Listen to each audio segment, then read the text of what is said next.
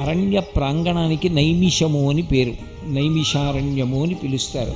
ఎందుచేత అలా పిలిచారు అంటే, ఒకానొకప్పుడు ఇంకా కలియుగం ప్రారంభం కాలేదు, ద్వాపరయుగం యొక్క చిట్ట చివరి కాలం సంప్రాప్తమైంది. ఇంకా కృష్ణ భగవానుడి యొక్క అవతార పరిసమాప్తి కూడా జరిగిపోయింది. ఇక వచ్చేటటువంటిది కలియుగమని, కలియుగంలో ఉండేటటువంటి వ్యగ్రతలు ఎలా ఉంటాయి అన్న విషయాన్ని తెలుసుకున్నటువంటి ఋషులు వ్యధ చెందారు.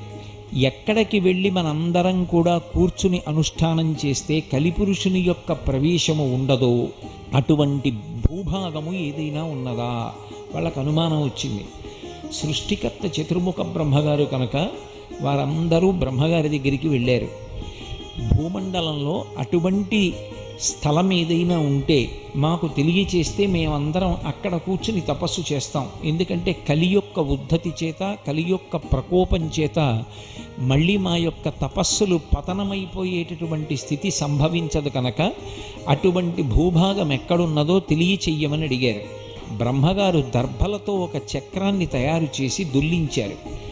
ఆ చక్రం యొక్క నేమి ఇరుసు ఎక్కడ విరిగి పడిపోతుందో, ఇక ఆ చక్రము దొల్లదో, అది కలిపురుషుడు ప్రవేశించినటువంటి పరమ పవిత్రమైనటువంటి ప్రాంగణమని, కాబట్టి మీరు ఈ చక్రం వెంట వెళ్ళవలసింది అని బ్రహ్మగారు నిర్దేశించారు.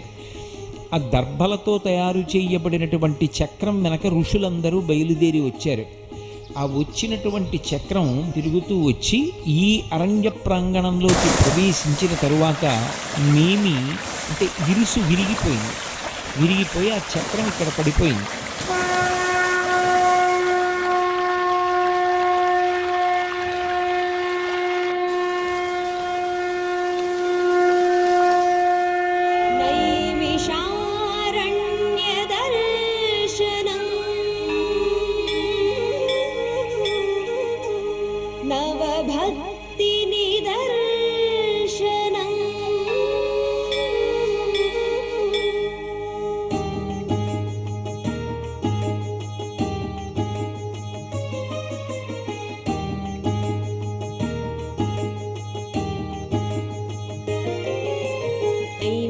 నైమిషారణ్యదర్శనం నవభక్తినిదర్శనం నైమిషారణ్యదర్శనం భవపాపవికర్షణం పురాణాలు పురుడు పోసుకున్న నైమిషారణ్యదర్శనం పుణ్యాల తొలి పులకింతల నైమిషారణ్యదర్శనం శౌనకాది ముని శుభ సూక్తుల నైమిషారణ్య దర్శనం కలికాలు మోపని కళల నైమిషారణ్య దర్శనం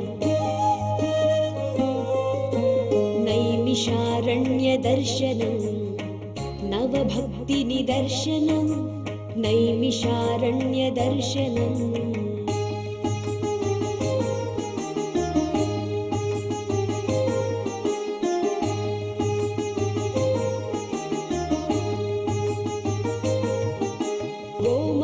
చక్రతీర్థలహరుల నైమిషారణ్య దర్శనం దధీచి రుద్ర వెంకట హనుమల నైమిషారణ్య దర్శనం వ్యాస గద్దె సూత గద్దెల నైమిషారణ్య దర్శనం భాగవత సప్తాహముల నైమిషారణ్య దర్శనం నైమిషారణ్య దర్శనం భవ పాప వికర్షణం నైమిషారణ్య దర్శనం భవ పాప వికర్షణం నైమిషారణ్య దర్శనం నవభక్తి నిదర్శనం నైమిషారణ్య దర్శనం.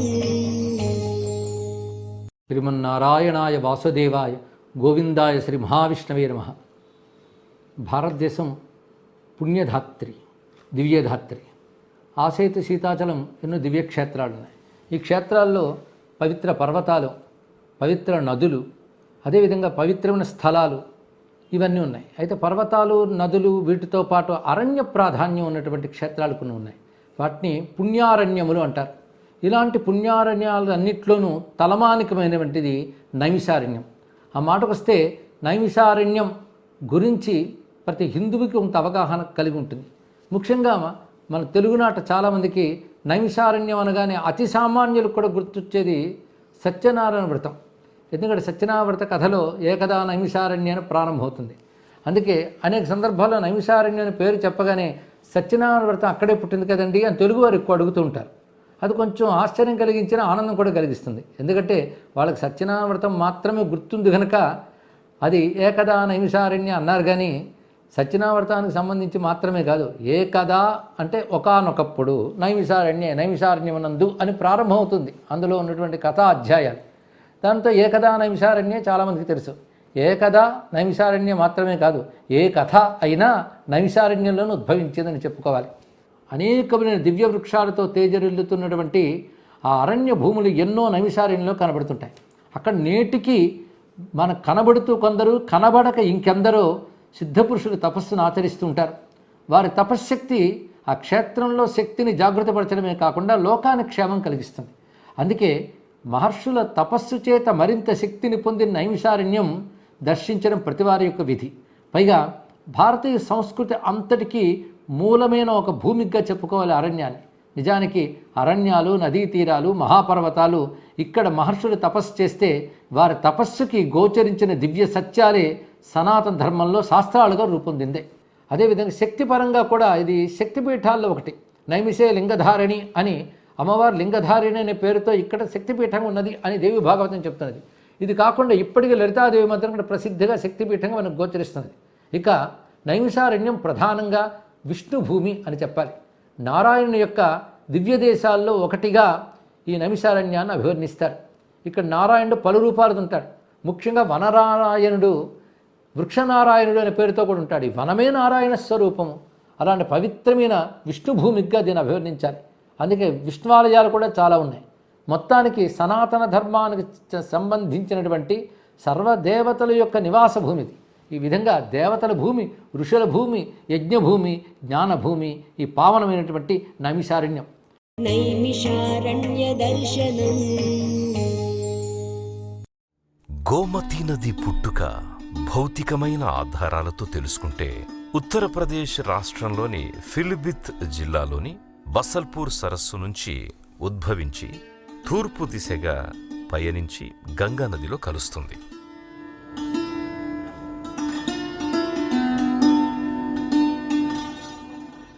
రామాయణ కాలం అంటే త్రేతాయుగాన గోమతీ నది మహత్తరమైన నదిగా పేరుగాంచింది. ఈ నదీ తీరం గోమాతలకి భూతల స్వర్గం. ఆవుల సమూహాలతో గోమతీ నదీ తీరం కళకళలాడుతూ ఉండేది. వాల్మీకి మహర్షి గోమతిని సాగరగామిగా తలచి పిలిచి వర్ణించాడు. శ్రీరామచంద్రుడు వనవాస సమయంలో గోమతీ నదిని దాటాడని వాల్మీకి వర్ణించాడు. గోస్వామి తులసీదాస్ విరచితమైన రామచరిత మానసులో కూడా శ్రీరాముడు గోమతి తీర్ నివాసు అని పలికాడు. మహాభారతంలో పాండవులు అజ్ఞాతవాసంలో గోమతి నదీ తీరంలో పాండవ ఖిల్లాల్లో నివాసమున్నట్టు వేదవ్యాసుడు వర్ణించాడు. అలాగే విష్ణు పురాణంలో, స్కాంద పురాణంలో, అష్టాదశ పురాణాల్లో గోమతీ నదిని అత్యంత పవిత్రమైనదిగా వర్ణించారు.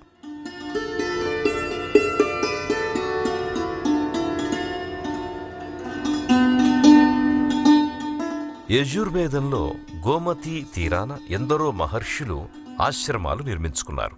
పూర్వం నైమిషారణ్యంలో మహామునులు, మహర్షులు ధర్మదీక్ష పరాయణులై గౌతమీ నదీ తీరంలో పరమయోగ్యమైన సమావేశంలో తాము చేయబోయే అపూర్వ యాగాల గురించి చర్చించే సమయంలో అప్పుడు జరపబోయే సత్రయాగంలో ఉన్న మహర్షులు సరస్వతీ నదిని ధ్యానించగా సరస్వతీ నది నిమిషంలో ప్రత్యక్షమై కాంచనాక్షి అనే పేరుతో ప్రవహించింది. సరస్వతీ నదీ తీర్థాలలో ప్లక్ష ప్రసవరణ తీర్థం, వృద్ధకన్యక తీర్థం, వంశోద్భేద తీర్థం, ఆదిత్యక తీర్థం, కౌబేర తీర్థం, వైజయంత తీర్థం, వినశ్యన తీర్థం, ప్రభాస తీర్థం మరియు నైమిష తీర్థం ఎంతో విశేషమైనవి. ఈ విధంగా సరస్వతీ నది పుణ్య జలరాశితో పునీతమైంది. ఈ గోమతీ నది నైమిష తీర్థరాజంగా విరాజిల్లుతోంది. గోమతీ నదిని ఆది గంగయ్య అని పిలుస్తారు. గోమతీ నది తన వాత్సల్య భరిత ప్రవాహాలతో నైమిషారణ్యానికి అత్యంత సమీపంగా, అనుకూలంగా, వాలుగా వంపు తిరిగి ప్రవహిస్తూ తాను నైమిషారణ్యానికిచ్చే ప్రాధాన్యతను చెప్పకనే చెబుతోంది.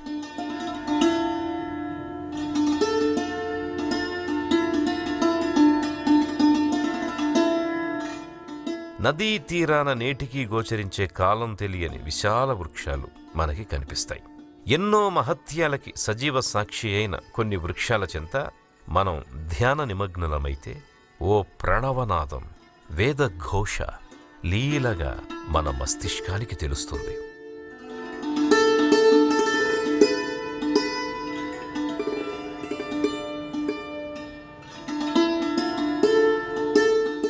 ఎందరో ధర్మాచరణ పరాయణుల శాస్త్రచర్చలు, వేద విద్యాభ్యాసాలకు కారణభూతము అయిన గోమతీ నదీ తీరం నాడు జ్ఞానసాగరం, నేడు విజ్ఞాన సాధనమై వర్ధిల్లుతున్నది. భువిపై మానవజాతికి మను శత్రుపులు తొలిజంట. వారిక్కడ 23,000 సంవత్సరాలు తపస్సు గావించారు. వారు బ్రహ్మదేవుడి సంతానంగా వర్ధిల్లినది ఈ గోమతీ నదీ తీరముననే. అహిరావణుడిని వధించి రామలక్ష్మణులను కాపాడి పాతాళం నుండి లంకానగరం చేరే మార్గమధ్యంలో హనుమంతుడు విశ్రమించిన తావు ఈ నదీ తీరమునే ఉన్నది.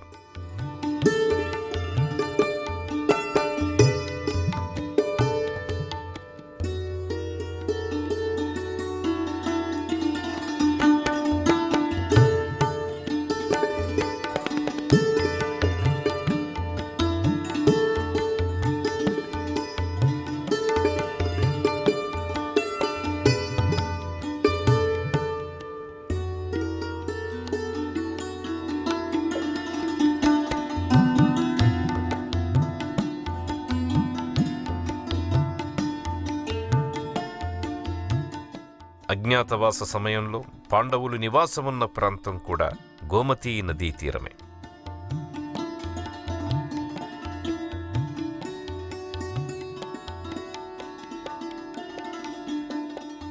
అత్యున్నత త్యాగశీలి దధీచి మహర్షి ప్రభవించినది ఈ పవిత్ర గోమతీ నదీ తీరానే.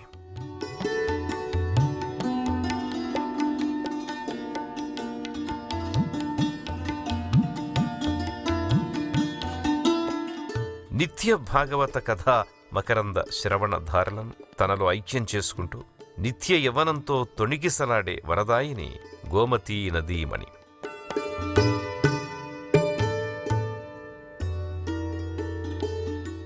గురుః గురుతమో ధామః సత్య పరాక్రమః నిమిషో అనమిషః సృగ్వీ వాచస్పతిర్ ఉదారధిః. గోమతీ నదీ తీరాన నెలకొనియున్న నైమిషారణ్యం అష్టమ వైకుంఠముగా వర్ధిల్లుతున్నది.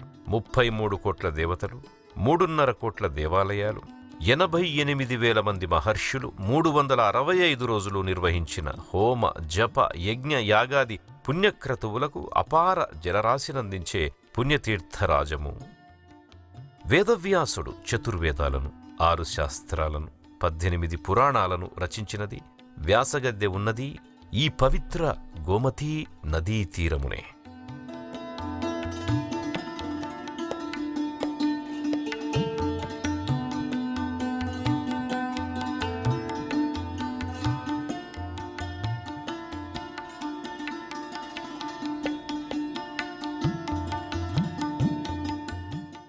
బలరాముడు ప్రాయశ్చితమునర్చుకుని వైజయంతిమాలతో సత్కరింపబడ్డ దేవతీర్థము గోమతీ నదీ తీరమే. సర్వ పాపాల నుంచి విముక్తిని ప్రసాదించే దివ్యశక్తి ఫలదాయిని గోమతీ నది. దైవిక జ్ఞానాన్ని ప్రసాదించే జ్ఞానతీర్థం. గోమతీ తీరాన ఆచరించే ఏ పుణ్యకార్యమైనా సంపూర్ణ ఫలాన్నిస్తుంది.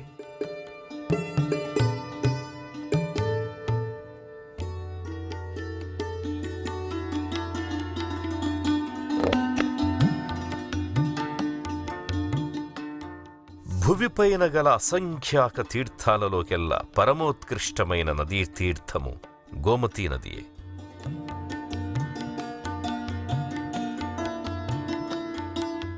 సృష్టి ప్రారంభంలో నుంచే ఉనికిలో ఉన్నది ఈ నైమిషారణ్యం. ఇది గోమతీ నదీ తీర ప్రాంతం. గోమతికి సంబంధించిన యుగయుగాల సమాచారం అనంతం.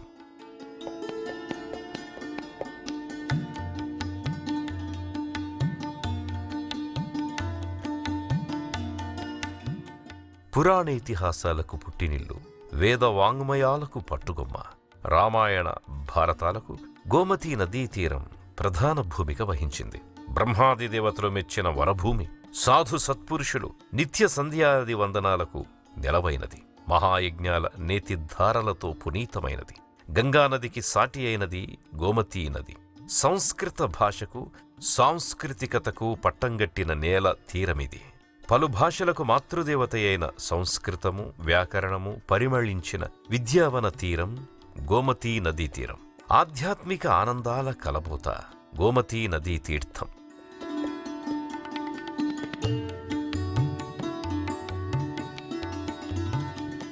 సతీదేవి హృదయ భాగం పడ్డ చోటు. అమ్మవారు లింగధారిణి అయి లలితామాతగా దేవీపీఠాన్ని అధిష్ఠించిన దివ్య నెలవు అయినందున గోమతీ నదీ తీరవాసినిగా లలితామాతను కొలుస్తారు.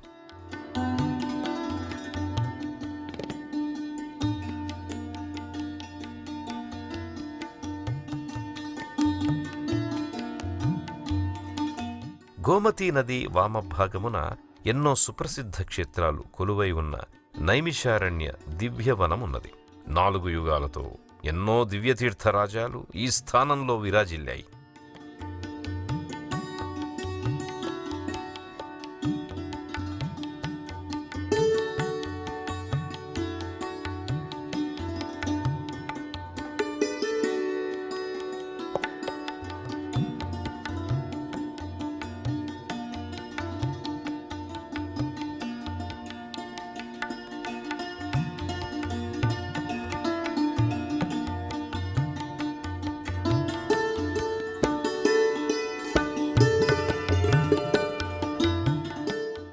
సత్యయుగం నాడే గోమతీ నది తీర్థరాజంగా దివ్యత్వంతో ప్రకాశించింది.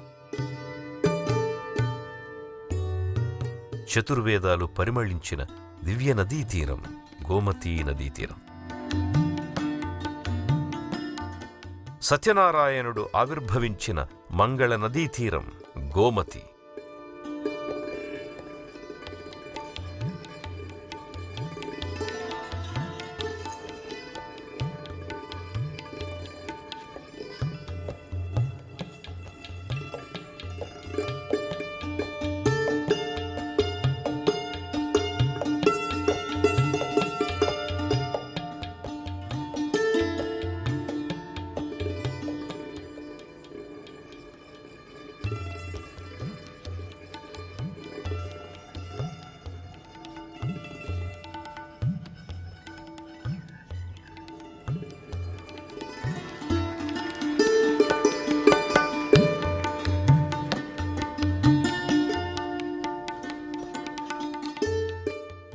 రావణాసుర వధ అనంతరం శ్రీరాముడు నెరపిన అశ్వమేధ యాగంలో పునీతమైనది ఈ గోమతీ నదీ జలమే.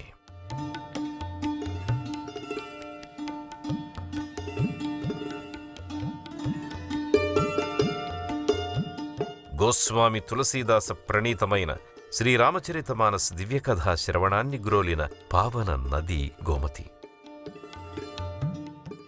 ఆదిశంకరుల దివ్య పాదస్పర్శతో పునీతమై లలితా పంచక దివ్యధారలతో పులకించిన పుణ్య జలరాశి ఈ గోమతీ నదియే కదా.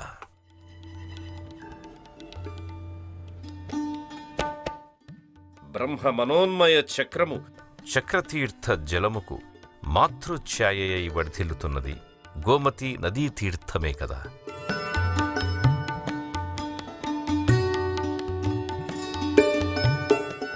భూతేశ్వర మహాదేవ మందిరాలు వర్ధిల్లే తీర్థం గోమతీ నదీ తీర్థం. ఋష్యశృంగుడు శాంతాదేవి సంచరించిన దివ్య నదీ తీరం గోమతీ నదీ తీరం. దుర్గమ్మ తల్లి, గణేశుడు, మాతా సరస్వతి, సూర్యదేవుడికి ప్రీతికర క్షేత్రాలు నెలకొన్న తావు గోమతీ నదియే కదా.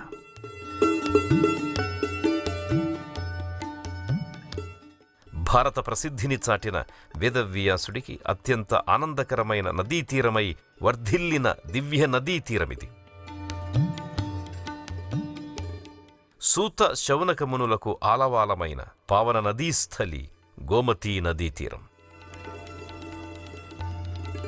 గోమతీ నదీ తీర నైమిషారణ్యంలో తపస్సు ఆచరించిన చాలు 7 జన్మల పాపాలు నశిస్తాయి. ఈ తీర్థాన్ని దర్శించినా తలంచినా సగం పాపాలు తక్షణమే నశిస్తాయి. ఇక్కడ పుష్కరకాలం తపస్సు చేస్తే బ్రహ్మలోక ప్రాప్తి కలుగుతుంది.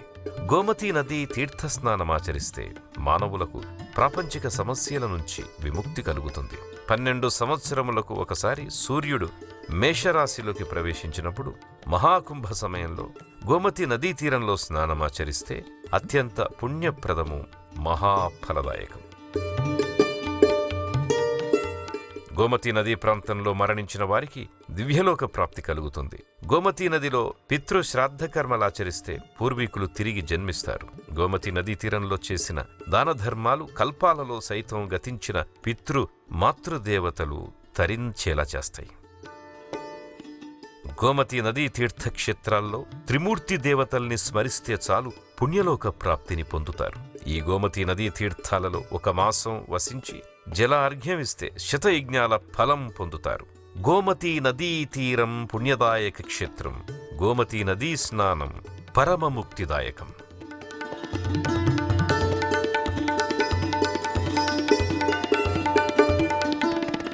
శ్రీరాముడు సీతాదేవిని విడచిరమ్మని తెలిపిన ప్రాంతం గోమతీ నదీ తీరమే. ఆ తరువాతి కాలంలో సీతమ్మ తల్లి పేరుతో బ్రాహ్మణులకు భూదానమునర్చిన సీతాపురమే నేటి సీతాపూర్. ఇది కూడా గోమతీ నదీ తీరమునే పరివేష్టితమై ఉన్నది. కనురెప్పలు వేయని వారు దేవతలు. అటువంటి వారు సంతరించే ప్రాంతమే గోమతీ నదీ తీరం. బలరాముడు నైమిషారణ్యాన్ని దర్శించినప్పుడు నైమిషారణ్యవాసులు ఒక క్రతువును ఆచరించి సరస్వతీ నదీమ తల్లి అనుగ్రహం పొంది ఆమెను తమ చెంత ప్రవహింపమని కోరగా నైమిషారణ్యానికి చాలా దూరంలో ఉన్న సరస్వతీ నది వారి కోర్కెను మన్నించి తన గతిని మార్చుకుని నైమిషారణ్య ప్రాంతంలో ప్రవహించసాగింది. పరమేశ్వరుడి కటాక్ష వీక్షణాలతో కృపాధారగా ప్రవహిస్తున్నది గోమతీ నది.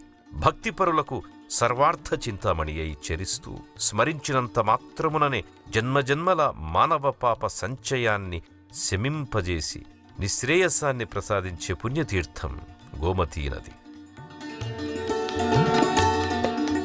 జన్మమృత్యు జరాతీతమైన కైవల్య పదాన్ని తలచిన మాత్రాననే అనుగ్రహించే నదీమణి గోమతీ నది.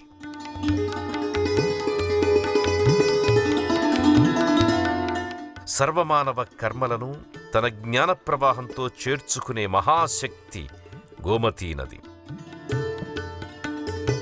నైమిషారణ్య పుణ్యభూముల చెంతనే ప్రవహిస్తూ సర్వసస్యాలతో శ్యామలీకరించిన నది గోమతి. నైమిషారణ్యంలో తూర్పు వైపుగా వంగి ప్రవహించి యుగయుగాలుగా తరతరాలుగా భక్తకోటి పాలిట అక్షయ పాత్ర, చింతామణి, కల్పతరువు, కామధేనువుగా నాటి నుండి నేటి వరకు ఇహపరులకు సుఖము, లక్ష్మీ సంపదలను అనుగ్రహిస్తున్న దేవనది గోమతీ నది.